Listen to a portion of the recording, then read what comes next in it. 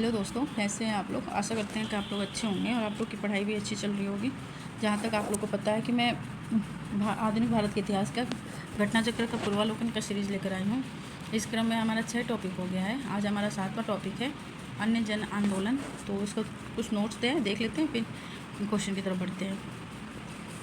1857 के विद्रोह के ठीक बाद नील विद्रोह हुआ था। 1857 के विद्रोह के ठीक बाद कौन सा विद्रोह हुआ था? तो नील विद्रोह हुआ था 1859 से 60 में। सन्यासी विद्रोह हुआ था 1773 से 1800 तक। ये 1857 से पहले का था। संथाल विद्रोह भी जस्ट 1857 के विद्रोह से पहले का ही था, 1855 से 56 तक। पावना विद्रोह 1873 से 76 तक। नील विद्रोह की शुरुआत पश्चिम बंगाल के नदिया जिले से हुई थी। कृष्णनगर के पास ये आंदोलन चौगाछा के 2 साहसी व्यक्तियों विष्णु विश्वास और दिगंबर विश्वास द्वारा संगठित किया गया था। चौगाछा और उसके आसपास के गांवों में एकजुट होकर नील की खेती करने से मना कर दिया था। 1860 तक ईस्वी तक नील आंदोलन नदिया, पावना, खुलना, ढाका, मालदा, दिनाजपुर आदि क्षेत्रों में फैल गया। बंगाल के बुद्धिजीवी वर्ग ने अखबारों में अपने लेखों द्वारा उन जनसभाओं के माध्यम से इस विद्रोह के प्रति अपने समर्थन को व्यक्त किया। इसमें हिंदू पैट्रियाट के संपादक हरिश्चंद्र मुखर्जी की विशेष भूमिका रही। नील बगान मालिकों के अत्याचारों का खुला चित्रण दीनबंधु ने अपने नाटक नील दर्पण में किया था।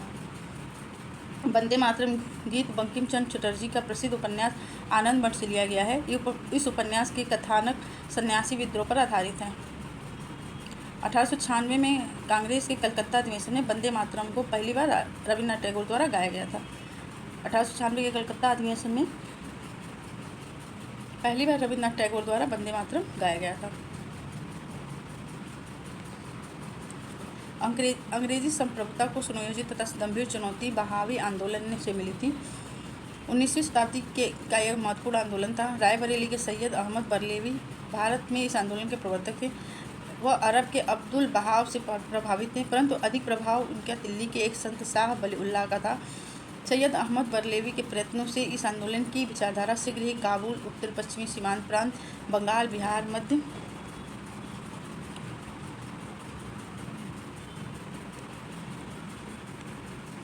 मध्य प्रांत आदि में फैल गई। कुछ समय के लिए इन्होंने 1830 में पेशावर पर कब्जा कर लिया। J.D. कनिंघम के अनुसार सैयद अहमद ने अपने नाम के सिक्के ढलवाए। हालांकि उनके द्वारा सिक्के ढलवाए जाने की पुष्टि आधुनिक स्रोतों से नहीं हुई है।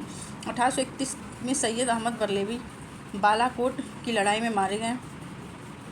सैयद अहमद बरेलवी की मृत्यु के बाद पटना इस आंदोलन का केंद्र बना था। फिर इस अवधि में आंदोलन का नेतृत्व मौलवी कासिम, विलायत अली, इनायत अली, इलाही बख्श और उनके पुत्र अहमदुल्लाह ने किया था। पटना के अतिरिक्त हैदराबाद, मद्रास, बंगाल, संयुक्त प्रांत तथा बम्बई भी इस आंदोलन की शाखाएं स्थापित की गई थी। खूका आंदोलन बहावी आंदोलन से बहुत कुछ मिलता जुलता था। दोनों धार्मिक आंदोलन के रूप में आरंभ हुए, किंतु बाद में राजनीतिक और आंदोलन के रूप में परिवर्तित हो गए, जिनका सामान्य उद्देश्य अंग्रेजों को देश से बाहर निकालना था। पश्चिमी पंजाब में कूका आंदोलन जो है, जिसका अन्य नाम नामधारी आंदोलन की शुरुआत 1840 के दशक में भगत जवाहरमल द्वारा की गई थी। जिन्हें मुख्यतः सियान साहब के नाम से पुकारा जाता था। इस आंदोलन में भगत जवाहरमल ने मुख्य सहयोगी और उनके शिष्य बालक सिंह थे। इनका उद्देश्य सिख धर्म में प्रचलित बुराइयों और अंधविश्वासों को दूर कर इस धर्म को शुद्ध करना था। 1872 में इस आंदोलन के नेता राम सिंह को रंगून निर्वासित कर दिया गया तथा म्यांमार के मुरगई में इनकी मृत्यु 1885 में हो गई थी। पागलपंथ एक और धार्मिक संप्रदाय था, जिसकी शुरुआत करीम शाह द्वारा की गई थी। पागलपंथी विद्रोह का मुख्य केंद्र बंगाल का शेरपुर और मयमन सिंह के क्षेत्र थे। करीम शाह के पुत्र तथा उत्तराधिकारी टीटू धार्मिक तथा राजनीतिक उद्देश्य से प्रेरित था। उसने जमींदारों के द्वारा मुजारों पर किए गए अत्याचारों के विरुद्ध आंदोलन किया। 1825 में टीटू ने शेरपुर के पर अधिकार कर लिया और राजा बन बैठा। वह इतना शक्तिशाली हो गया कि स्वतंत्र सत्ता का प्रयोग करने लगा। प्रशासन को चलाने के लिए उसने एक न्यायाधीश, एक फौजदार और एक कलेक्टर नियुक्त किया था।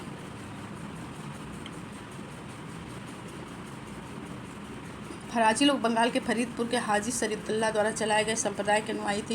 ये लोग अनेक धार्मिक, सामाजिक तथा राजनीतिक आमूल परिवर्तनों का प्रतिपादन करते थे। शरीयतुल्लाह के पुत्र दादू मियाँ मीर ने बंगाल से अंग्रेजों को निकालने की योजना बनाई। यह आंदोलन 1818 से 1862 तक चलता रहा। 1862 में दादू मियाँ की मृत्यु के उपरांत यह आंदोलन कमज़ोर पड़ गया तथा इस आंदोलन के कुछ सदस्य वहाबी आंदोलन से जुड़ गए, किंतु उसके उपरांत भी फराजी आंदोलन 20वीं शताब्दी के प्रारंभिक दशकों तक सक्रिय रहा। त्रावणकोर केरल के राजा को ईस्ट इंडिया कंपनी ने 1805 की सहायक संधि करने पर विवश किया। त्रावणकोर के राजा जो थे, त्रावणकोर केरल के राजा को ईस्ट इंडिया कंपनी ने 1805 में सहायक संधि करने के लिए विवश किया था, जिससे त्रावणकोर की राजनीति की स्वतंत्रता का ह्रास हुआ और एक बड़ी धनराशि अपने राज्य से अंग्रेजी सेना के रखरखाव के लिए देने पर विवश होना पड़ा। राज्य पर बढ़ते आर्थिक बोझ तथा ब्रिटिश रेजिमेंट द्वारा राज्य के आंतरिक मामलों में हस्तक्षेप के विरुद्ध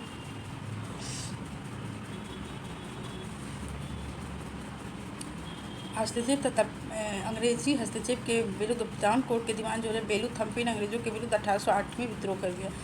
बेलूथम्पी इस विद्रोह को यद्यपि कोचीन राज्य का समर्थन था, किंतु अंग्रेजों द्वारा इस विद्रोह को 1809 में समाप्त कर दिया गया।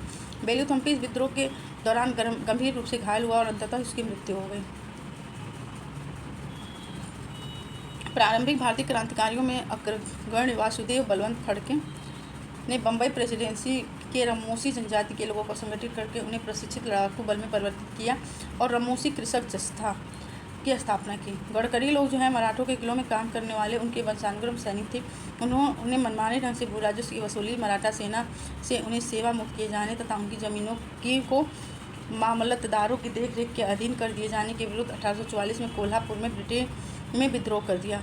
खोर या खोर जनजाति के लोग आंध्र प्रदेश से लेकर पश्चिम बंगाल और मध्य भारत तक विस्तृत पहाड़ी क्षेत्रों में रहते थे और पहाड़ी क्षेत्र होने के कारण वे वस्तुतः स्वतंत्र थे। इन्होंने 1846 से 1855 में यह काल मुख्य रूप से चक्र विसोई के नेतृत्व वाला है, किंतु इस अवधि के पूर्व एवं उपरांत भी वह आंदोलन रुक कर चलाता रहा। तक अंग्रेजों के विरुद्ध विद्रोह किया। 1846 से 55 तक अंग्रेजों के विरुद्ध विद्रोह किया। इस आंदोलन का नेता युवा राजा के नाम से चक्र विसोई ने किया था। इसका नेतृत्व जो है युवा राजा के नाम से चक्र विसोई ने किया था। यह विद्रोह मुख्य कारण इस विद्रोह का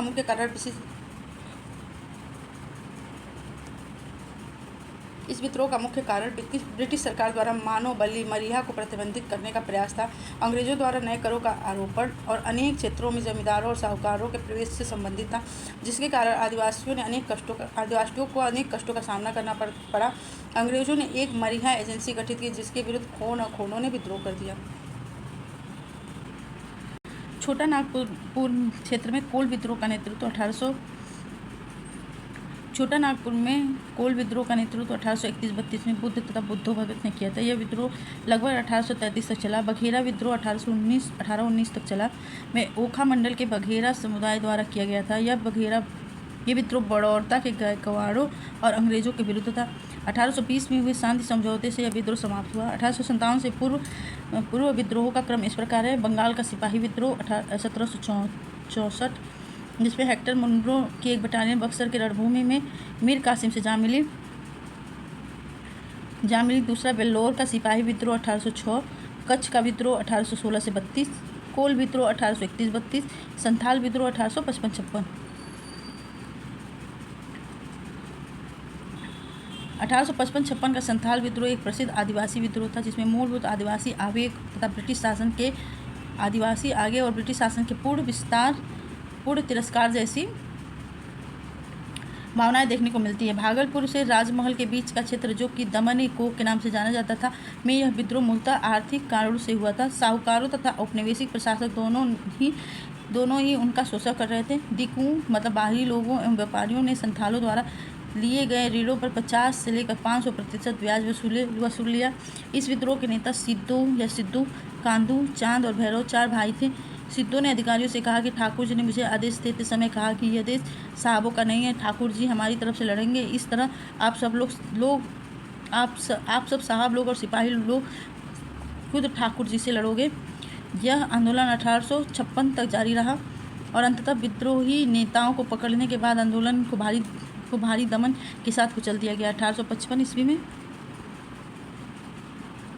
संथालों ने भागलपुर के भगनाडीह वर्तमान झारखंड के साहिबगंज जिले में विद्रोह कर दिया। संथाल विद्रोह को दबाने के लिए मेजर बरो के नेतृत्व में एक सेना भेजी गई, जिसे संथालों ने हरा दिया। अंततः जनरल लॉयड और ब्रिगेडियर जनरल वर्ड के नेतृत्व में विद्रोह को उनका क्रूरतापूर्वक दमन किया गया। भील विद्रोह भीलों की आदिम जाति महाराष्ट्र के उत्तर पश्चिम में स्थित खानादेश में रहती थी। 1818 से 31 तक इन लोगों ने अपने नए स्वामी अंग्रेजों के विरुद्ध विद्रोह कर दिया। कंपनी के अधिकारियों का कहना था कि इस विद्रोह को पेशवा बाजीराव द्वितीय के विद्रोही मंत्री तिरंगबजी दांगलिया ने प्रोत्साहन दिया। वास्तव में कृषि संबंधी कष्ट तथा नई सरकार का भय इस विद्रोह का कारण था। 1825 में सेवाराम के नेतृत्व में इन लोगों ने विद्रोह किया। ब्रिटिश सेना काफ़ी प्रयास के बाद इस विद्रोह को कुचल सकी। रम्या विद्रोह आंध्र प्रदेश में रंपा विद्रोह आंध्र प्रदेश के रंपा पहाड़ी क्षेत्र में हुआ था। आदिवासियों का यह विद्रोह साहूकारों के शोषण, बगार और अवैतनिक श्रम तथा वन कानूनों के विरुद्ध था। 19वीं शताब्दी के उत्तरार्ध में सूरजी भगत तथा गोविंद गुरु नामक समाज सुधारकों ने राजस्थान के मेवाड़, डूंगरपुर, बांसवाड़ा, प्रतापगढ़, सिरोही, पाली आदि रियासतों में भील जनजातियों में सामाजिक सुधारों के प्रयास किए। गुरु गोविंद अन्य नाम गोविंद गिरी ने भीलों को संगठित करने के उद्देश्य से 1883 में सभ्य सभा की स्थापना की। गोविंद गुरु को लसोड़िया आंदोलन का प्रवर्तक माना जाता है। मुंडा आदिवासियों का विद्रोह 1899 से 1900 के बीच हुआ था। इसका नेतृत्व बिरसा मुंडा ने किया था। मुंडा जाति में सामूहिक खेती का प्रचलन था, लेकिन जागीरदारी, ठेकेदारों और बनियों तथा सूदखोरों ने सामूहिक खेती की परंपरा पर हमला बोल दिया। सरतारी लड़ाई, जिसे मुल्की लड़ाई भी कहा जाता है, छोटा नागपुर क्षेत्र में मुंडा और उरांव जनजातियों द्वारा चलाया गया एक महत्वपूर्ण आंदोलन था। यह लड़ाई जमींदारों द्वारा उनकी पुश्तैनी, खूट-कट्टी, सामूहिक खेती, भूमि छीने जाने, अवैध लगान वृद्धि तथा वेत बेगारी, मुफ्त मजदूरी के खिलाफ थी। 1858 से 1890 तक चले इस आंदोलन में बिरसा के नेतृत्व में चलने वाले मुंडा विद्रोह का पृष्ठभूमि तैयार की।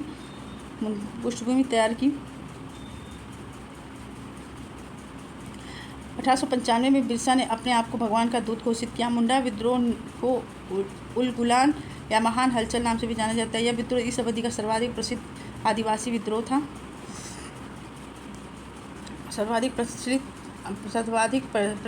विद्रोह था। मुंडाओं के पारंपरिक सामूहिक खेती वाली भूमि व्यवस्था, मुंडारी खुट्टू-कट्टी के जमींदारी तथा व्यक्तिगत भूस्वामित्व वाली भूमि में परिवर्तन के विरुद्ध मुंडा विद्रोह की शुरुआत हुई। लेकिन कालांतर में बिरसा ने इसे धार्मिक राजनीतिक आंदोलन का रूप दिया। इसको जगत पिता या धरती आबा कहा जाता था। उसने कहा कि वो बाहरी लोगों से हमारी लड़ाई होगी और उनके खून से ज़मीन इस तरह लाल होगी जैसे लाल झंडा। 3 फरवरी 1900 को चक्रधरपुर के जमकोपई जंगल में सोते समय बिरसा को गिरफ्तार कर लिया गया और 9 जून 1900 को जेल में ही उसको फांसी हो गई। बिरसा मुंडा का कार्यक्षेत्र छोटा नागपुर था। बिरसा ने अनेक देवताओं बोंगा की पूजा छोड़कर अपने अनुयायियों से एक ईश्वर सिंह बोंगा की पूजा करने का आह्वान किया। ठक्कर बापा ने जनजाति लोगों के संबंध में आदिवासी शब्द का प्रयोग किया था। यह हरिजन सेवक संघ के महासचिव थे तथा हौ विद्रोह 1820-21 में हुआ था, जिसका केंद्र बिहार के संथाल परगना वर्तमान झारखंड राज्य में स्थित था। खैरवार आदिवासी आंदोलन भागीरथी मांझी के नेतृत्व में 1874 में हुआ था। संभलपुर की गद्दी के दावेदार सुरेंद्र साई यहाँ ब्रिटिश विरोधी आंदोलन का नेतृत्व किया था।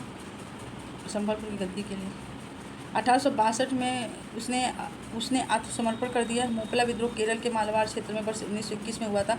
यहाँ पर काश्तकार अधिकतम बटाईदार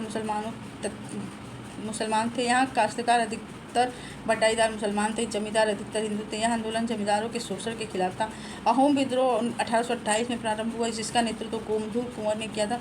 ताना भगत आंदोलन का प्रारंभ उरांव जनजाति के मध्य 1914 में छोटा नागपुर में हुआ था। इस आंदोलन का नेतृत्व करता जतरा भगत, बलराम भगत और देवमेनिया भगत थे। महात्मा गांधी और उनकी विचारधारा से प्रभावित होने वाले जनजातीय नेता जदो नाग या जोड़ा नाग थे। वे मणिपुर की नागा जनजाति के अग्रणी स्वतंत्रता सेनानी थे। 1857 के विद्रोह के ठीक बाद बंगाल में निम्नलिखित में कौन सा विद्रोह हुआ था? तो हुआ था नील विद्रोह।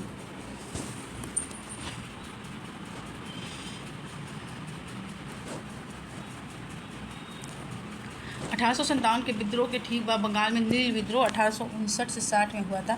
सन्यासी विद्रोह जो है 1863 से 80 में, संथाल विद्रोह 55 से 56 में और पावना उपद्रव 73 से 76 में हुआ था।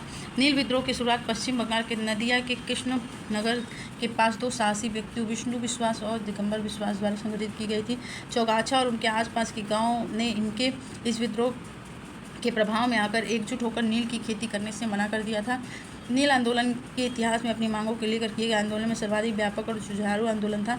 बंगाल का नील विद्रोह शोषण के विरुद्ध किसानों की सीधी लड़ाई थी। बंगाल के वे काश्तकार जो अपने खेतों में चावल की खेती करना चाहते थे, उन्हें यूरोपीय नील बागान मालिक नील की खेती करने के लिए मजबूर करते थे।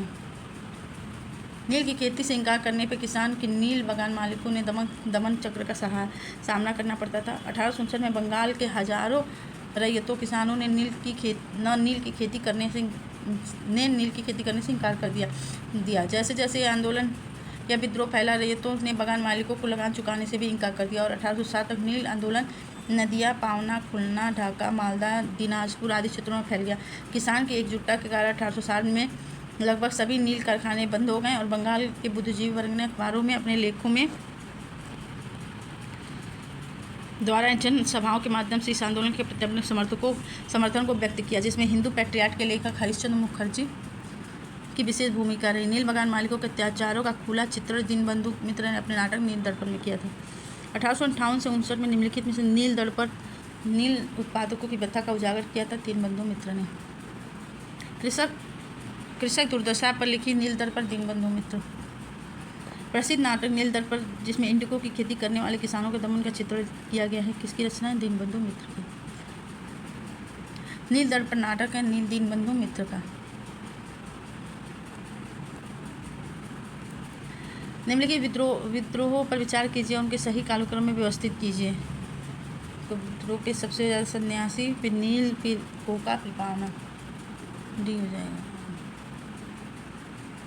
सन्यासी विद्रोह 76 से 1800, नील विद्रोह 59 से 60, 1859 से 60, 1776 से 1800, 1859 से 60 के कुका विद्रोह 1871 से 72 और पावना विद्रोह जो है 1873 से 76 तक। पावना बंगाल में जमींदारों के अत्याचारों के अवैध खिलाफ।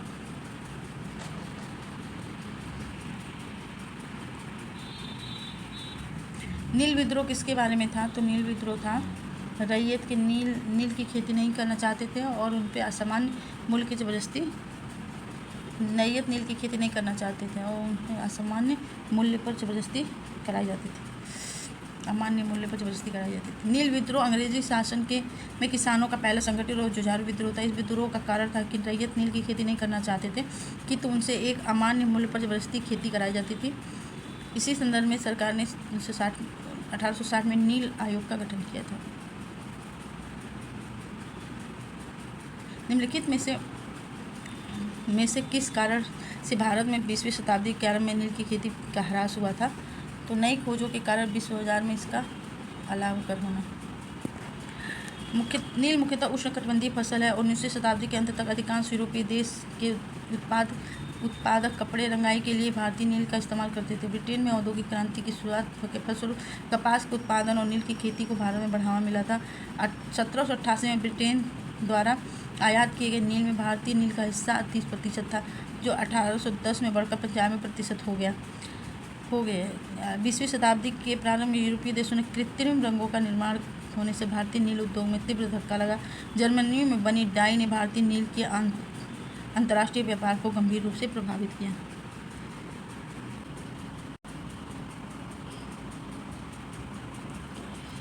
बंकिम चंद्र चट्टोपाध्याय के संदर्भ में निम्नलिखित कथनों पर कौन सा कथन सही है? निम्नलिखित कथनों पर विचार कीजिए। वह कलकत्ता विश्वविद्यालय के प्रथम स्नातक थे। वह सीताराम उनका अंतिम उपन्यास था, तो दोनों सही हैं दोस्तों। बंकिम चंद्र चट्टोपाध्याय जो है अप्रैल 1858 में कलकत्ता विश्वविद्यालय से उत्तीर्ण होने वाले प्रथम दो स्नातक जदुनाथ बोस और बंकिम चंद्र चटर्जी में से एक थे। सीताराम 1887 में प्रकाशित बंकिम चंद्र चट्टोपाध्याय के अंतिम उपन्यास था। वंदे मातरम गीत किसने लिखा था? तो ये लिखा था बंकिम चंद्र चटर्जी ने। वंदे मातरम गीत बंकिम चंद्र चटर्जी की प्रसिद्ध कृत आनंद मठ से लिया गया है। इस उपन्यास का कथानक सन्यासी विद्रोह पर आधारित है। 1896 ईस्वी में कलकत्ता के कांग्रेस अधिवेशन में इसे पहली बार रविन्द्रनाथ टैगोर द्वारा गाया गया था। नोट: बंकिम चंद्र चटर्जी ने वंदे मातरम गीत की रचना प्रारंभ में स्वतंत्र रूप से की थी, जो पहली बार साहित्यिक पत्रिका बंग दर्शन में 7 नवंबर 1875 को प्रकाशित हुई थी। बाद में बंकिम चंद्र चट्टोपाध्याय ने इसे अपने उपन्यास आनंद मठ में शामिल किया, जो 1882 में प्रकाशित हुई। वंदे मातरम गीत को संगीतबद्ध करने का काम रविन्द्रनाथ टैगोर ने किया था तथा 24 जनवरी 1950 को भारत की संविधान सभा इसे आधिकारिक रूप से राष्ट्रीय गीत के रूप में अपनाया गया। बंकिम चंद्र चटर्जी के आनंद मठ में किस विद्रोह का उल्लेख है? तो सन्यासी विद्रोह। आनंद मठ उपन्यास की कथा वस्तु है सन्यासी विद्रोह। निम्नलिखित विद्रोह में से किसको बंकिम चंद्र चटर्जी ने अपने उपन्यास आनंद मठ में उल्लेखित किया है? तो यह सन्यासी विद्रोह। निम्नलिखित में से किसने अपनी कृतियों द्वारा सन्यासी विद्रोह को ख्याति प्रदान की है? तो ये है बंकिम चंद्र चटर्जी। बंकिम चंद्र चटर्जी के प्रसिद्ध उपन्यास आनंद मठ का कथानक आधारित है सन्यासी विद्रोह पर।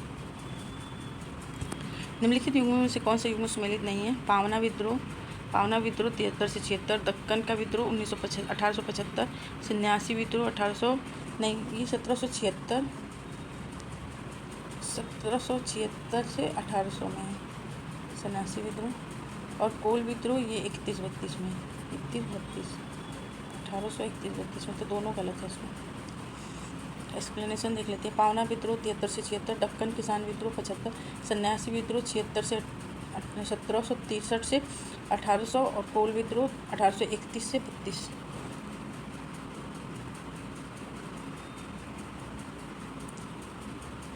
मुंगेर के बरहिया ताल विद्रोह का उद्देश्य क्या था?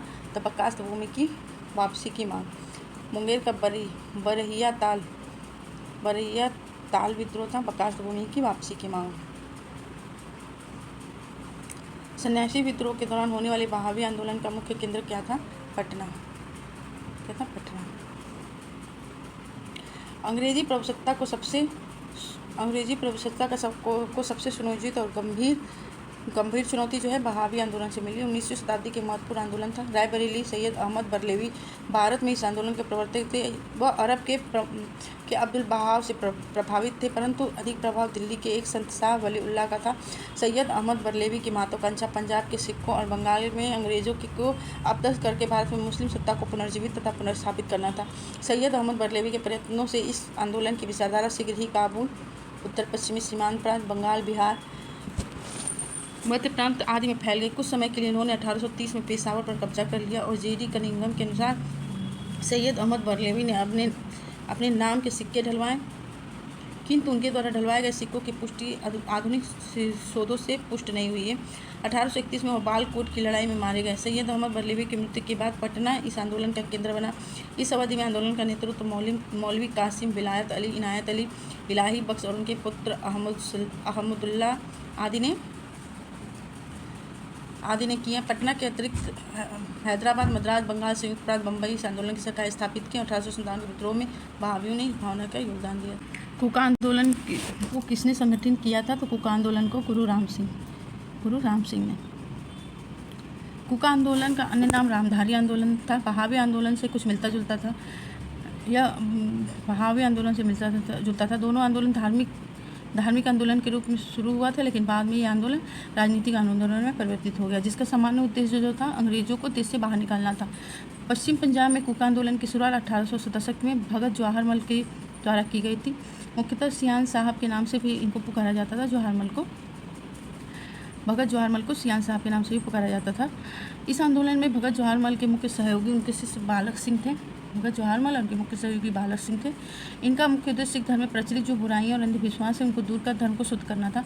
बाद में ये राजनीतिक आंदोलन में परिवर्तित हो गया, जिसका नेतृत्व राम सिंह ने किया था। 1872 में इस आंदोलन के नेता राम सिंह को रंगून निर्वासित कर दिया गया और म्यांमार में इनकी 1885 में मृत्यु हो गई। कूका आंदोलन की नींव पड़ी थी पंजाब में। पागलपंथी विद्रोह वस्तुतः एक विद्रोह था गारो का। पागलपंथ एक अर्धधार्मिक संप्रदाय थे। ये वस्तुतः गारो जनजाति से संबंधित थे, जिसकी शुरुआत करीम शाह द्वारा की गई थी। पागलपंथी विद्रोह का मुख्य केंद्र बंगाल के शेखपुरा और मयमन सिंह वर्तमान बांग्लादेश में स्थित क्षेत्र था। करम शाह के पुत्र और उत्तराधिकारी टीपू धार्मिक और राजनीतिक उद्देश्य से प्रेरित थे। उन्होंने जमींदारों के द्वारा मुजारों पर किए गए अत्याचारों के विरुद्ध में आंदोलन किया। 1825 में टीटू ने शेखपुरा पर अधिकार कर लिया और राजा बन बैठा। वह इतना शक्तिशाली हो गया कि स्वतंत्र सत्ता का प्रयोग करने लगा और प्रशासन चलाने के लिए उसने एक न्यायाधीश, एक फौजदार और एक कलेक्टर की भी नियुक्ति कर दी। पागलपंथ की स्थापना किसने की थी? तो करम शाह ने की थी।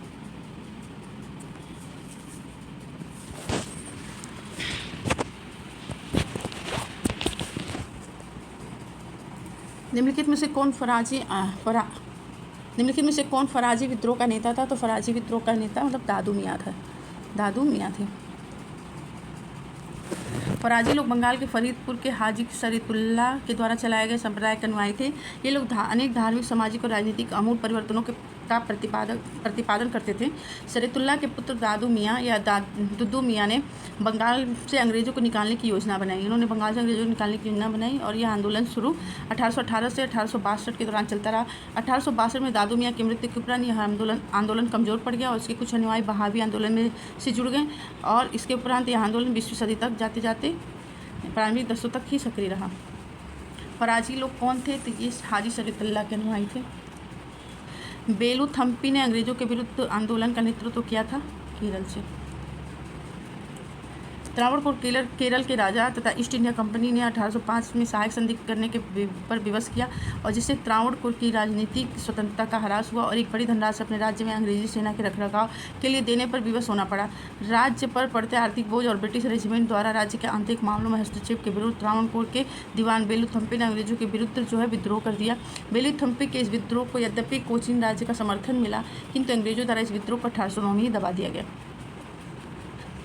निम्नलिखित कथनों का पढ़कर सही क्रम में उसको व्यवस्थित कीजिए। तो गंजाम विद्रोह 1800 से 1805।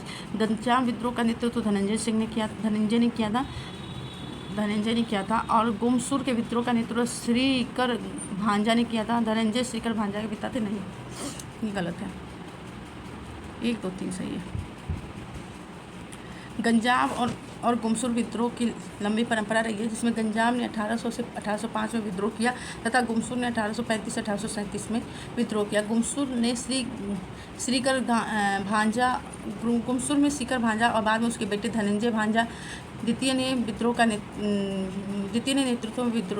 के नेतृत्व में विद्रोह हुआ था। तो सही है। महाराष्ट्र में रमोसी कृषक जत्था किसने स्थापित किया था? तो ये किया था वासुदेव बलवंत फड़के ने। प्रारंभिक भारतीय क्रांतिकारी में अग्रगण्य वासुदेव बलवंत फड़के 1845 से 83 में बॉम्बे प्रेसिडेंसी में रामोसी जनजाति के लोगों को संगठित करके उन्हें प्रशिक्षित लड़ाकू बल में परिवर्तित किया। रामोसी कृषक जत्थों की स्थापना की। फड़के को गिरफ्तार करके उन्हें आजीवन निर्वासन की सजा दे दी गई और 1883 में आमरण अनशन में इनकी मृत्यु हो गई। रामोसी विद्रोह सही रूप में किस भौगोलिक इलाके में हुआ था? तो ये पश्चिमी एरिया में था, पश्चिमी घाट में रहने वाले रामोसी जनजाति के लोग 1822 में अपने नेता सरदार चित्तर सिंह के नेतृत्व में रामोसी विद्रोह किया।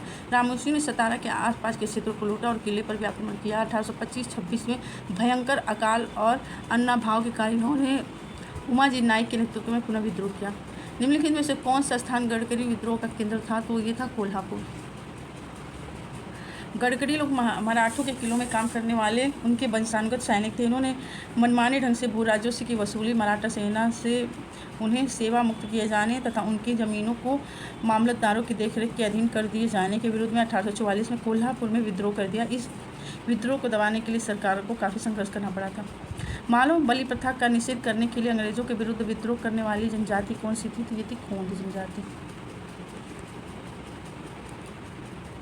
खोंद या खोंड जनजाति के लोग तमिलनाडु से लेकर बंगाल और मध्य भारत में फैले विस्तृत पहाड़ी क्षेत्रों में रहते थे और पहाड़ी क्षेत्रों में होने के कार्य वस्तुतः स्वतंत्र थे। 1846 से 55 की अवधि तक यह आंदोलन चलता रहा। यह काल या चरण मुख्य रूप से चक्र बिसोई के नेतृत्व वाला था तथा अंग्रेजों के विरुद्ध विद्रोह किया। इस आंदोलन का नेतृत्व युवा राजा के नाम से एक चक्र बिसोई ने किया था। इस विद्रोह का मुख्य कारण ब्रिटिश सरकार द्वारा मानव बलि को प्रतिबंधित करने के प्रयास प्रयास तथा अंग्रेजों द्वारा नए करों का आरोपण तथा उनके क्षेत्र में जमींदारों तथा साहूकारों का प्रवेश से संबंधित थे, जिनके कारण आदिवासियों को अनेक कष्टों का सामना करना पड़ा। अंग्रेजों ने एक मरीहा एजेंसी गठित की जिसके विरुद्ध खोंडों ने विद्रोह किया, परंतु 1855 में लापता होने के उपरांत यह विद्रोह धीमा पड़ गया और आगे चलकर अंग्रेजों ने इसे समाप्त कर दिया।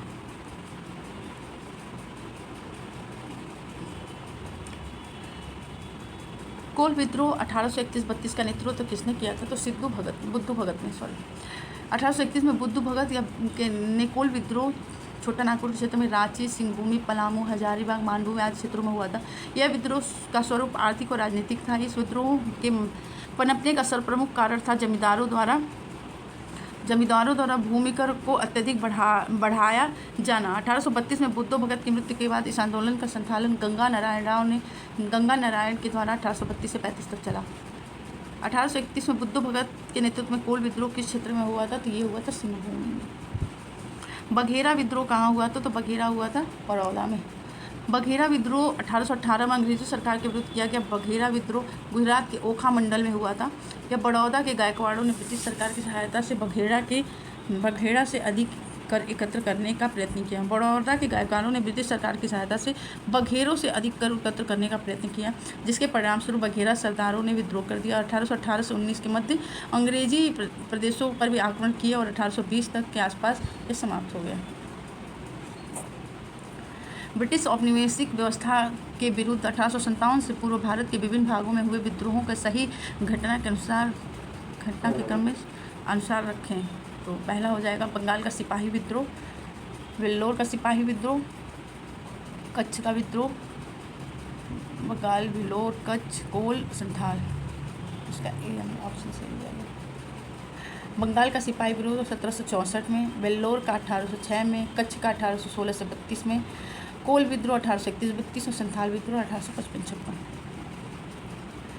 वेल्लोर का विद्रोह किस गवर्नर जनरल के समय हुआ था? तो ये हुआ था जॉर्ज बारलो के नेतृत्व में। 1806 में सैनिकों ने अपने सामाजिक और धार्मिक रीति रिवाजों में हस्तक्षेप करने के कारण वेल्लोर में विद्रोह कर दिया। वेल्लोर के किले में टीपू सुल्तान के झंडे फहराया। वेल्लोर का विद्रोह बंगाल के गवर्नर जनरल जॉर्ज बारलो के समय हुआ था। गवर्नर जनरल जॉर्ज बारलो का कार्यकाल 1805 से 1807 तक था। इस विद्रोह के प्रारंभ के समय मद्रास का गवर्नर विलियम बेंटिंग था। छोटा नागपुर जनजाति विद्रोह कब हुआ था? तो ये हुआ था छोटा नागपुर जनजाति विद्रोह के नाम से कोई विद्रोह नहीं था, फिर भी इस क्षेत्र में हुए विद्रोह की एक लंबी श्रृंखला है जो अलग अलग नामों से जानती है। चेरो विद्रोह 1800 में, कोल विद्रोह 1831-32 में, संथाल विद्रोह 1855-56 में, मुंडा विद्रोह 1899 से 1900 में। यदि हो विद्रोह 1820-21 को लिया जाए तो भी सही होगा। किस स्थान पर आदिवासियों ने अंग्रेजों के खिलाफ विद्रोह किया था? तो ये किया था बिहार। छोटा नागपुर की हो जनजाति जो है 1820-21 और मुंडा जनजाति 1831 तथा ब्रिटिश सेनाओं को चुनौती दी थी। 31 में ब्रिटिश सेनाओं को चुनौती दी। इस क्षेत्र में 1837 ईस्वी तक अशांति व्याप्त रही। वर्तमान में छोटा नागपुर क्षेत्र झारखंड के राज्य के अंतर्गत आता है, किंतु वर्ष 2000 से पूर्व यह बिहार के अंतर्गत आता था। संथाल विद्रोह का नेतृत्व किसने किया था? तो ये किया था सिद्धू कान्हू और चाँद भैरव सिंह। 1855-56 में संथाल विद्रोह एक प्रसिद्ध आदिवासी विद्रोह था जिसमें मूलभूत आदिवासी आवेग और ब्रिटिश शासन के पूर्ण तिरस्कार जैसी भावनाएं देखने को मिलती है। इस विद्रोह का नेता सिद्धू कान्हू और चाँद भैरव थे। 1855 में संथाल विद्रोह का नेतृत्व किसने किया था? तो सिद्धू कान्हू और चाँद भैरव। संथाल विद्रोह 31-32 में हुआ था, 55-56 में हुआ था। संथाल विद्रोह का नेतृत्व किया था सिद्धू कान्हू ने। संथाल विद्रोह के नेता थे सिद्धू और कान्हू, चाँद भैरव। संथाल विद्रोह का प्रमुख नेता कौन थे? तो सिद्धू। संथाल विद्रोह हुआ था 1855-56 में। संथाल विद्रोह 1855 में सुमेलित नहीं है। कोल विद्रोह 1831 में, खासी 29 में, अहोम 15 में नहीं हुआ था, अहोम 28 में हुआ था। 28 अहोम विद्रोह गोधमपुर द्वारा 1828 में हुआ था, जिसका कारण बर्मा युद्ध के बाद कंपनी द्वारा अहोम के अभिजात वर्ग को उनका क्षेत्र वापस नहीं करना था। अतः विवश होकर कंपनी ने समझौता कर लिया। वह उत्तरी असम के प्रदेश महाराजा पुरंदर सिंह को दे दिए। 1835 में संथालों ने किस अंग्रेज को कमांडर को हराया था? तो अंग्रेजों ने हटाया था मेजर बरो को। 1855 में संथालों ने भागलपुर क्षेत्र के भगनी डीह में विद्रोह किया, जिसके साथ इन्होंने एक साथ पुलिस और डिपुओं पर आक्रमण किए। जिसका नेतृत्व सिद्धू, कांदो, चांद और भैरव नामक 4 भाइयों ने किया था। संथाल विद्रोह को दबाने के लिए मेजर एफ बरो के नेतृत्व में सेना भेजी गई, जिसको संथालों ने हरा दिया। अतः ब्रिगेडियर जनरल बर्ड और मेजर जनरल लॉयड ने क्रूरतापूर्वक संथाल विद्रोह का दमन किया। 1855 में संथाल हुल के संदर्भ में निम्नलिखित में से कौन सा कथन सही है? यह भागलपुर के पास मेजर बरो संथालों से लड़ाई में हार हुई थी, ये हुई थी, सही है। गोक्को गोड्डा एक महत्वपूर्ण नेता था। इस संदर्भ में महाजन दीनदयाल राय भी एक महत्वपूर्ण नाम है, सही है। यह एक समय था जब मुजफ्फरपुर के निकट गंगा घाटी क्षेत्र में संथालों का पूर्ण वर्चस्व था, नहीं, 1, 2, 3 सही है। जुलाई 1855 में संथालों के विद्रोह का बिगुल बजाया। कलकत्ता के मेजर बरो और पुड़िया के सेना की टुकड़ी संथालों का दमन करने के लिए भेजी गई, जो भागलपुर के निकट पीर पैंती नामक के मैदान पर संथालों से संघर्ष में पराजित हो गई।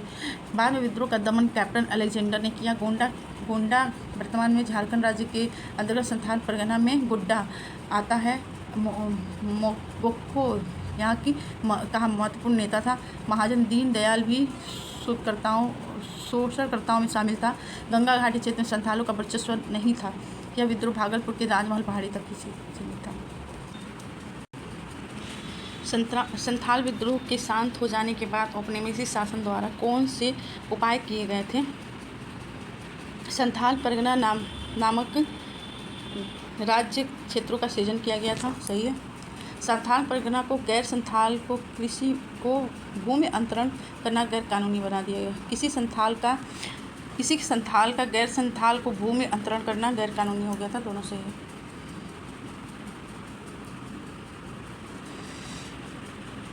अठारह 1855 में संथाल विद्रोह का मुख्य रूप से बिहार, झारखंड और उड़ीसा के प्रसिद्ध आदिवासी क्षेत्र था। यह विद्रोह 1856 तक जारी रहा और अंग्रेज सरकार के एक बड़ी सैन्य कार्रवाई के बाद इस विद्रोह को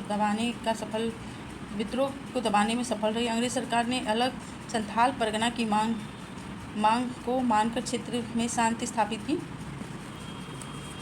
1855 में भागलपुर और वीरभूमि के कुछ हिस्से को अलग करके संथाल परगना जिला बना दिया गया। साथ ही किसी संथाल आदिवासी का गैर संथाल को भूमि अंतरण या गैर कानूनी हो गया। झारखंड में जमीन की खरीद फरोख्त हेतु CNT छोटा नागपुर काश्तकारी अधिनियम और SPT संथाल परगना काश्तकारी अधिनियम प्रभावी हैं। संथाल परगना क्षेत्र को अति प्राचीन काल से क्या कहा जाता था? तो ये कहा जाता था नरीखंड। भविष्य पुराण के ब्राह्मण खंड में संथाल परगना या वीरभूमि को नरीखंड कहा जाता था। इसके अतिरिक्त बौद्ध साहित्य में इस क्षेत्र को कंजगला भी कहा जाता था। निम्नलिखित में से कौन सी घटना महाराष्ट्र में घटित हुई थी? तो भील विद्रोह। भील लोग की आदिवासी जाति महाराष्ट्र के उत्तर पश्चिम में स्थित खान देश में रहती थी। 1818 से 31 तक इन लोगों ने अपने नए स्वामी अंग्रेजों के विरुद्ध विद्रोह कर दिया। कंपनी के अधिकारियों का कहना था कि इस विद्रोह को पेशवा बाजीराव द्वितीय के विद्रोही मंत्री त्र्यंबक जी दांगलिया ने प्रोत्साहित किया था। वास्तव में कृषि संबंधी कष्ट तथा नई सरकार का भय इस विद्रोह का कारण था।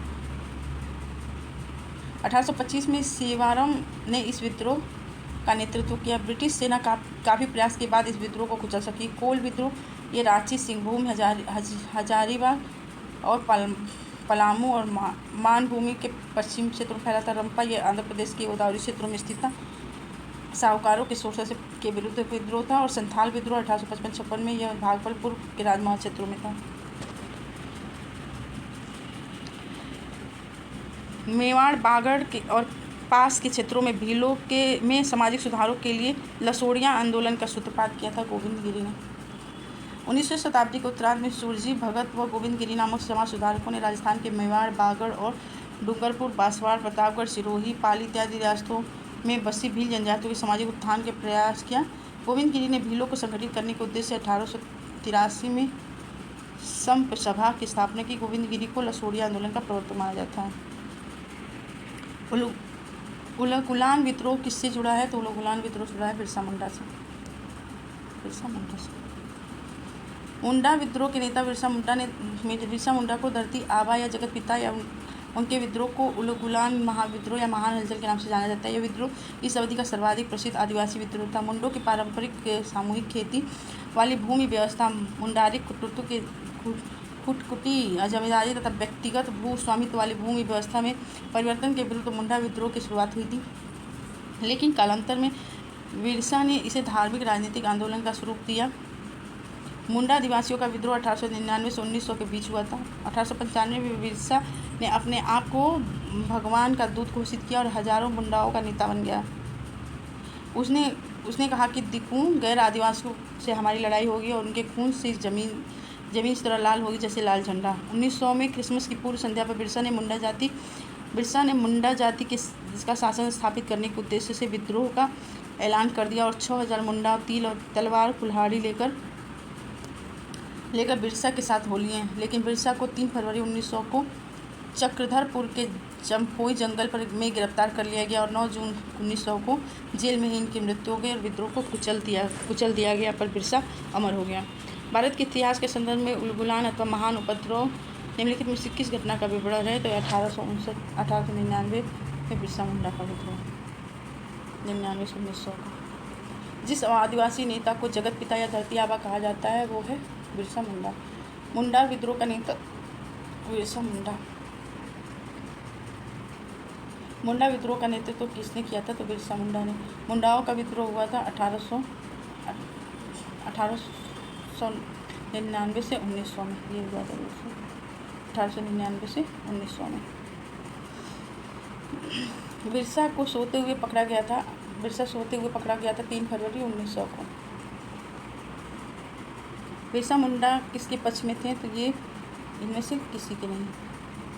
1899 से 1920 बिरसा मुंडा के नेतृत्व में विद्रोह किया। यह विद्रोह भूमि व्यवस्था में परिवर्तन तथा दिक्कू बाहरी लोगों के विरुद्ध था। बिरसा द्वारा मुंडा जाति का शासन स्थापित करने की बात कही गई, परंतु वे किसी राज्य विशेष से ये स्थापना के पक्षधर नहीं थे। बिरसा मुंडा का कार्य क्षेत्र कौन सा था? तो ये था रांची। बिरसा मुंडा एक आदिवासी नेता थे। वो छोटा नागपुर, विशेष रूप से रांची के आसपास ब्रिटिश औपनिवेशिक भूमि नीतियों और शोषण के खिलाफ उलगुलान महान विद्रोह का नेतृत्व किया। बिरसा ने अनेक देवताओं बोंगा की पूजा को छोड़कर अपने अनुयायियों में से एक ईश्वर सिंह बोंगा की पूजा करने का आह्वान किया। मुंडा विद्रोह को दबाने के लिए ब्रिटिश सरकार ने सैनिक शक्ति का प्रयोग किया था। बिरसा मुंडा विद्रोह कहाँ हुआ था? रांची में। जनजातीय लोगों के संदर्भ में आदिवासी शब्द का प्रयोग किसने किया था? ठक्कर बाबा ने। ठक्कर बाबा ने जनजातीय लोगों के संबंध में आदिवासी शब्द का प्रयोग किया था। ये हरिजन सेवक संघ के महासचिव थे और 1933-34 के दौरान इन्होंने गांधी जी के साथ हरिजन की दशा देखने जानने के लिए भारत का भ्रमण किया था। ये सर्वेंट ऑफ इंडिया सोसाइटी के निष्ठावान सदस्य भी थे। भारत में 19वीं शताब्दी में जनजातीय विद्रोह के लिए निम्नलिखित में से कौन से तत्वों ने साझा कारण मुहैया कराया था? तो ये था जनजातीय समुदायों की प्राचीन भूमि संबंधी व्यवस्था का संपूर्ण विदारण।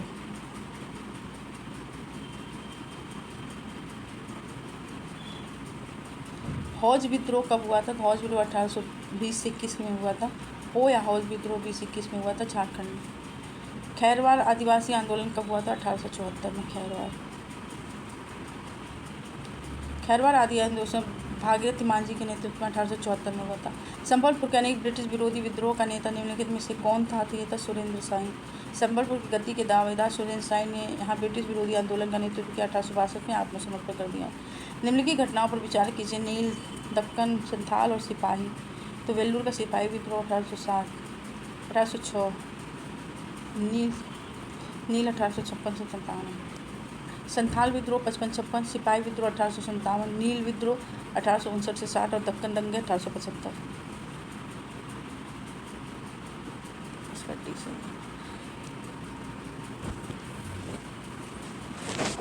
संथाल विद्रोह 1855-56, सिपाही विद्रोह 1857, नील विद्रोह 1859 और दक्कन 1875। 1875 के दक्कन दंगों का तत्कालिक कारण क्या था?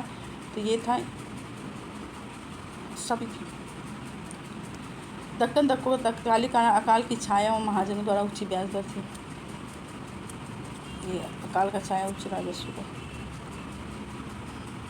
1857 के पश्चात निम्नलिखित लोकप्रिय आंदोलन हुए थे। तो ये हुआ था नील की क्रांति, संथाल दक्कन कृषक और बिरसा मुंडा। संथाल 1855-56 में हुआ था। संथाल 1855-56 में हो गया था। नील विद्रोह 1859-60 में हुआ था। दक्कन के दंगे 1875, बिरसा मुंडा 1899 से 900।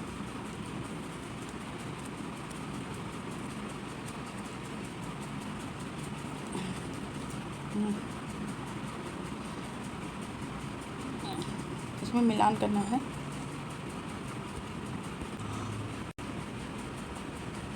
मोपला विद्रोह बंगाल, मोपला केरल, पावना विद्रोह बंगाल, एका बिरसा मुंडा बिहार, एका अवध 1342 ए इसका सही आंसर है। 1921 का मोपला विद्रोह केरल में हुआ था। पावना विद्रोह 1873 से 76 में पावना बंगाल में, एका आंदोलन अवध में 1821-22 में, और बिरसा मुंडा विद्रोह वर्तमान में मतलब झारखंड बिहार और वर्तमान में झारखंड 1899 से 1900 में। 1921 का मोपला विद्रोह हुआ था केरल में।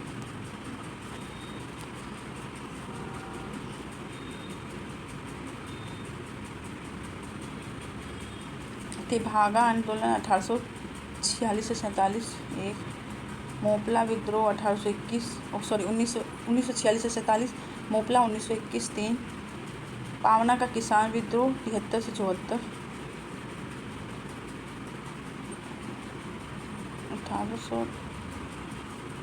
1803,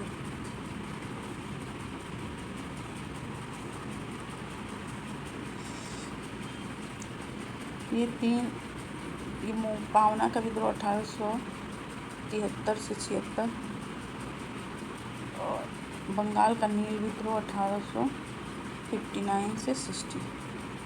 तो इसका एक सी का ऑप्शन गलत है दोस्तों, इसका आंसर देख लेते हैं। तेभागा 46 से 47, 1946 से 47, मोपला 1921, पावना किसान विद्रोह 1873 से 76 में, बंगाल नील विद्रोह 1859 से 60 में। सूची को सूची 2 से सम्मिलित कीजिए और सूचियों को नीचे देकर फोटो सहित विद्रोह करिए। तो पावना विद्रोह 1921 या 22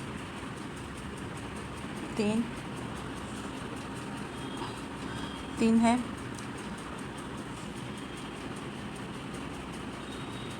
एक मिनट,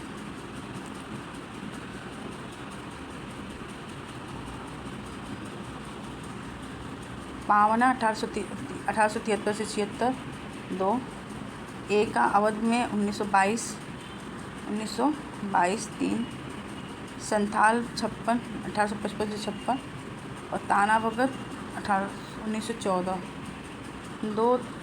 2 3 1 4 इसमें सही है। एक्सप्लेनेशन देख लेते हैं। पावना विद्रोह 1873 से 76 या 85 तक खींच रहा है। एका विद्रोह 1922, संथाल विद्रोह 1855-56, ताना भगत 1914।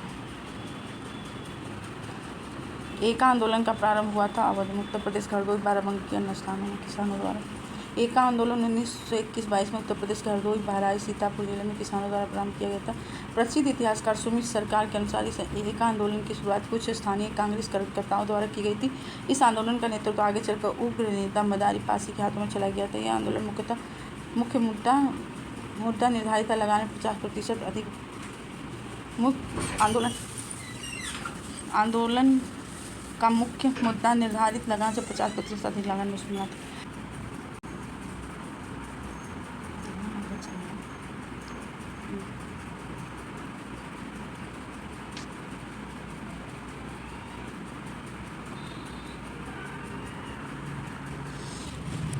सूची 1 को सूची 2 के साथ सम्मिलित कीजिए तथा नीचे दिए कोड के साथ सहायता से सही उत्तर का चयन कीजिए। तो रंपा विद्रोह 1879 से 80 में, 1 2, पावना विद्रोह 73 से 76 में, 73 से 76 4, बंगाल का नील विद्रोह 59 से 60 1, जयंतिया विद्रोह 60 से 63, 1860 से 63 3, 2 4 1 3, 2 4 1 3 भी सही है इसका। रंपा विद्रोह 1879 से 80, पावना विद्रोह 1873 से 76, नील विद्रोह 1859 से 60, जयंतिया विद्रोह 60 से 63। 1921 का मोपला विद्रोह कहाँ हुआ था? तो ये हुआ था केरल में। मोपला विद्रोह केरल के मालवाड़ क्षेत्र में 1921 में हुआ था। यहाँ पर काश्तकार अधिकतर बटाईदार मुसलमान थे और जमींदार हिंदू थे। आंदोलन जमींदारों के शोषण के खिलाफ था। 1921 का मोपला विद्रोह हुआ था मालाबार में। दक्षिण मालाबार या केरल में मुसलमान पट्टेदार तथा खेतिहर, इसको कनामदार तथा खेतिहरों बेरुम पट्टमदार को मोपला करते थे। यहाँ जमींदार हिंदुओं की ऊंची जाति नंबूदारी या नायर जातियों में से थी। वर्ष 1921 में मोपला विद्रोह के 2 कारण थे। पहला जमींदारों का अत्याचार, दूसरा अंग्रेजी सरकार के खिलाफ विरोधी नीतियाँ। 1 और 2 को मिलाना है। बैरकपुर का सिपाही विद्रोह 6,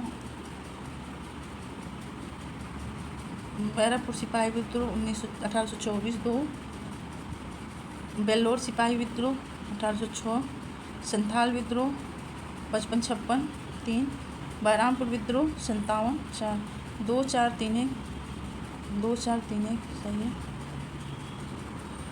बैरकपुर का सिपाही विद्रोह 1824 में 47वीं बंगाल नेटिव इन्फेंट्री के सिपाही बिंदे तिवारी द्वारा किया गया था। बहरामपुर का विद्रोह 1857 में हुआ था। संथालों का विद्रोह सिद्धू कांतू के नेतृत्व में 1855-56 में और 1806 को सैनिकों ने सामाजिक धार्मिक रीति रिवाजों में हस्तक्षेप करने के कारण बेल्लोर में विद्रोह कर दिया था। अहोम विद्रोह जो हुआ था 1828 में। कोल विद्रोह 31-32 में। कोल विद्रोह 31-32 में। अहोम विद्रोह 1828 में। कोल विद्रोह जो है 1831-32 में। संथाल विद्रोह 55-56 में। मोपला विद्रोह 1921 में। 2 4 1 3, 2 4 1 3। अहोम विद्रोह 1828, कोल विद्रोह 31-32 में, 1831-32, संथाल विद्रोह 1855-56, मोपला विद्रोह 1921 में। निम्नलिखित में से कौन सही सुमेलित नहीं है? तो मोपला विद्रोह केरल में हुआ था, सही है। कोली विद्रोह गुजरात में, कुकी विद्रोह पंजाब में, चुआर विद्रोह मध्य प्रदेश में नहीं हुआ था। मोपला विद्रोह 1921 में केरल के मालवाड़ क्षेत्र में मोपलाओं द्वारा किया गया था। महात्मा गांधी, शौकत अली, मौलाना अब्दुल कलाम आज़ाद जैसे नेताओं का सहयोग इस आंदोलन को प्राप्त था। कुका विद्रोह का आरंभिक स्वरूप धार्मिक था, किंतु बाद में यह राजनीतिक विद्रोह का रूप में परिवर्तित हो गया। इस विद्रोह की शुरुआत पंजाब में 1840 के दशक में भगत जवाहर मल द्वारा की गई थी। इन्हें सियान साहब के नाम से भी जाना जाता है। राम सिंह के समय यह आंदोलन जोर पकड़ा, लेकिन अंग्रेजों ने 1857 ईस्वी में इन्हें गिरफ्तार कर म्यांमार में निर्वासित कर दिया। 1857 के प्रथम स्वतंत्रता संग्राम के दौरान विभिन्न जनजातियों ने ब्रिटिश शोषण के विरुद्ध लड़ाई लड़ी, जिसमें गुजरात के मेहसाणा जिले के तरंगा पहाड़ियों में कोली जनजातियों का विद्रोह भी ऐसा ही वीरतापूर्वक प्रयास था। चुआर विद्रोह जो है 1767 से 1802 में तत्कालिक बंगाल के मिदनापुर बांकुआ क्षेत्र के चुआर आदिवासियों द्वारा किया गया था। यह विद्रोह भूमि कर और अकाल के कारण उत्पन्न आर्थिक संकट के परिणाम स्वरूप था। अंग्रेजों के विरुद्ध भीलों द्वारा क्रांति प्रारंभ की गई थी मध्य प्रदेश और महाराष्ट्र में। भीलों की आदिम जाति महाराष्ट्र के उत्तर पश्चिम में स्थित खानादेश क्षेत्र में निवास करती थी। 1818 इस दौरान लोगों ने अपने नए स्वामी अंग्रेजों के विरुद्ध विद्रोह कर दिया। यह विद्रोह मुख्यतः महाराष्ट्र तथा मध्य प्रदेश के कुछ क्षेत्रों में विस्तारित था। इसके अतिरिक्त 19वीं से 20वीं शताब्दी में राजस्थान में भी भील विद्रोह हुए थे। निम्नलिखित युग्मों में से कौन सा युग्म सुमेलित नहीं है? बिरसा मुंडा सही है। अहोम, गोमधर कुंवर ये भी सही है। संदाल, कानू, नायक, ताना भगत ये नहीं सही है, ये नहीं सही है। मुंडा विद्रोह 1899 से 1900 में रांची के दक्षिण में हुआ था। इस क्षेत्र का नेता बिरसा मुंडा था। संथाल विद्रोह 1855-56 में हुआ था। इस विद्रोह का नेता सिद्धू तथा कांधू, चांद और भैरव 4 भाई थे। अहोम विद्रोह 1828 में हुआ था। इसके नेता गोमथर कुएं थे। ताना भगत आंदोलन प्रारंभ उरांव आदिवासियों के मध्य 1914 में छोटा नागपुर में हुआ था। इस आंदोलन के नेतृत्वकर्ता जतरा भगत, बलराम भगत और देवमनिया भगत थे। जतरा भगत, बलराम भगत और देवमनिया भगत थे।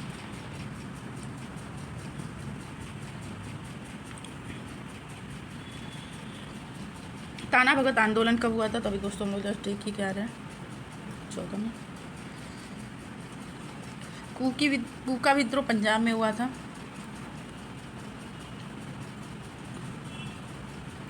कुकी जो हुआ था त्रिपुरा में हुआ था। पावना बंगाल में हुआ था। बिरसा मुंडा बिहार में हुआ था। 4-1-2-3 4-1-4-1-2-3। कुकी विद्रोह 1917 से 19 में मणिपुर त्रिपुरा में। कूका विद्रोह 1840 के दशक में पंजाब में। पावना विद्रोह 1873-76 में बंगाल में। और बिरसा मुंडा विद्रोह 1899 से 1900 में बिहार में, वर्तमान में झारखंड में। नील विद्रोह 59-60 सही है। जयंतिया विद्रोह 60-63 भी सही है। कुकी विद्रोह 60 नहीं। कूका विद्रोह 40 के दशक में है। कूका आंदोलन 40 के दशक में भगत जवाहर मल की था। इसका उद्देश्य सिख में धार्मिक बुराइयों और विश्वासों को दूर करके धर्म को शुद्ध करना था। जबकि कुकी विद्रोह जो है 1917 में हुआ था। ये 1917 में 17 से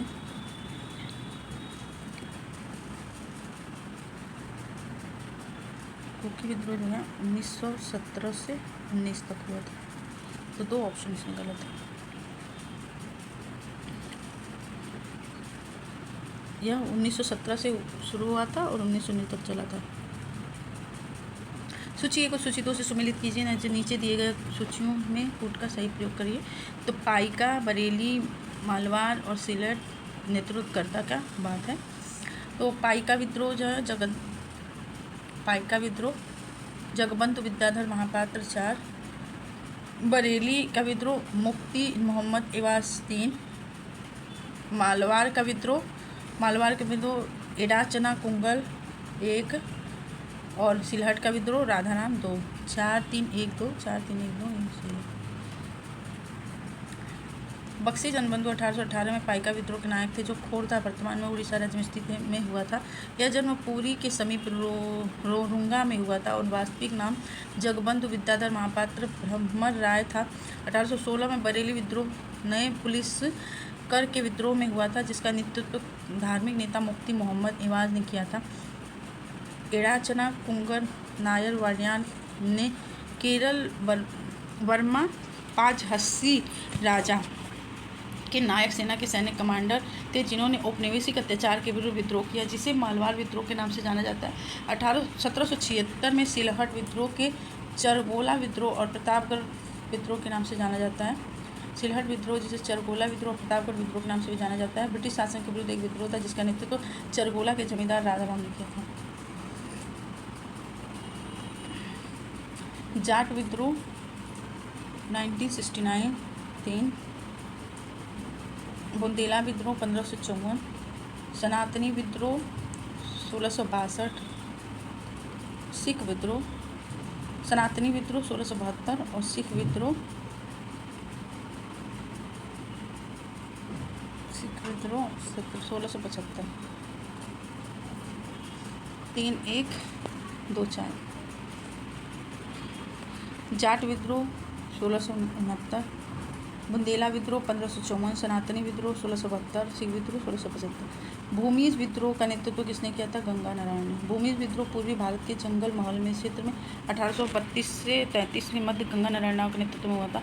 पश्चिम बंगाल के पुरुलिया जिले के बाड़ा भूमि में जमींदारी के मुद्दे से शुरू हुआ यह विद्रोह जल्द ही ब्रिटिश शासन के खिलाफ एक सशस्त्र संघर्ष में बदल गया। तेभागा आंदोलन 1946 में बंगाल में आरंभ हुआ था, किसान सभा के नेतृत्व में। तेभागा आंदोलन 1946-47 में बंगाल का प्रसिद्ध किसान आंदोलन था। इस आंदोलन में बटाईदार किसानों की मांग की उपज का 2/3 हिस्सा वास्तविक जोतने वालों के पास रहे और एक तिहाई हिस्सा भूमिकर जमींदारों को लगान किराए के रूप में मिले तथा साथ ही जमींदारों को बटाईदार किसानों से किसी भी प्रकार की अवैध वसूली से रोका जाए। बंगीस प्रादेशिक किसान सभा के नेतृत्व में लड़ा गया यह आंदोलन जोतदारों के विरुद्ध बटाईदारों के आंदोलन था। महात्मा गांधी और उनके विचारों से प्रभावित होने वाले प्रथम आदिवासी नेता कौन थे? ये जोडानांग थे। महात्मा गांधी उनके विचारों से प्रभावित होने वाले जनजातीय नेता जोडानांग या जोटनांग थे। वे मणिपुर के नाग जनजाति के अग्रणी स्वतंत्रता सेनानी थे। नागा जनजाति के उन्होंने रानी